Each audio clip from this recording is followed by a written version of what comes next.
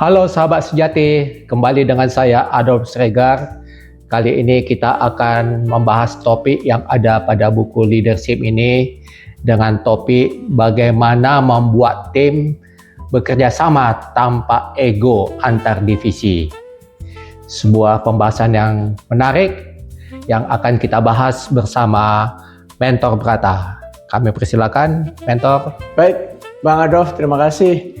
Ya, seringkali kita menjumpai situasi di mana terjadi ego sektoral ya, di mana masing-masing unit kerja atau divisi hanya mementingkan, memprioritaskan pekerjaannya tanpa melihat tujuan akhir dari organisasi. Ini cukup sering ya kadang-kadang terjadi ya. Nah, kita sebagai bagian dari unit kerja, bisa bagian dari unit kerja atau sebagai pimpinan dari unit kerja itu wajib untuk bagaimana menjembatani antar unit kerja ya, agar kita intinya adalah bisa membangun one team one goal ya. Jadi bukan kemudian masing-masing tim itu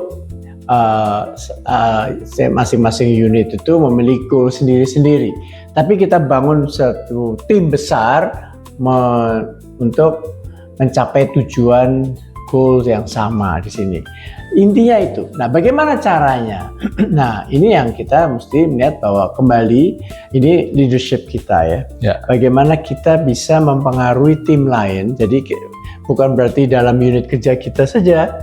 Katakanlah kita sebagai pimpinan dari satu unit kerja, kita harus juga mempengaruhi unit kerja lain untuk kemudian memiliki tujuan yang sama ya.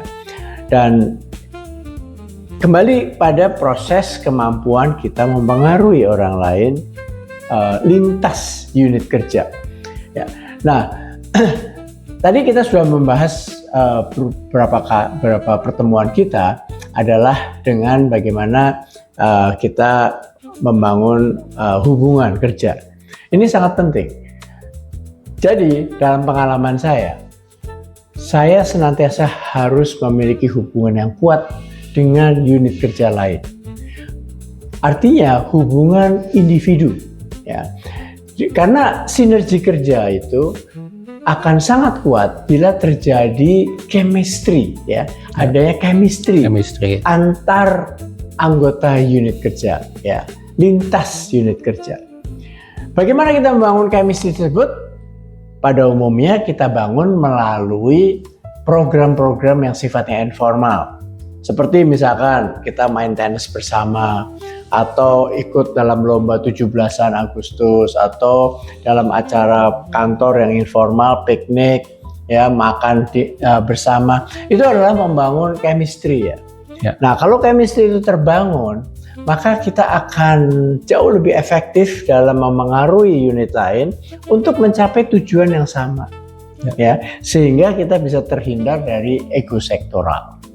Ya, saya sangat setuju dengan membangun komunikasi antar divisi itu bisa menghilangkan ego sektoral yang terjadi antar divisi, dan juga tentunya kita bisa saling melayani dengan tujuan yang sama. Apakah itu memang benar? Ya, itulah tujuan kita. Jadi kita semua harus menselaraskan ya tujuan unit kerja semua untuk pada tujuan organisasi. Tujuan organisasi. Ya.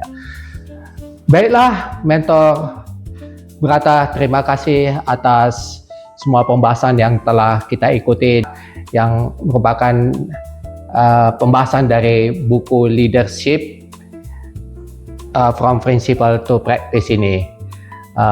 Kami juga menghimbau agar kita semua sahabat sejati juga boleh membaca kembali atau mengulang terus buku ini sehingga menjadi kebiasaan atau habit sesuai dengan apa yang kita telah diskusikan bersama. Terima kasih sahabat sejati dan sampai jumpa.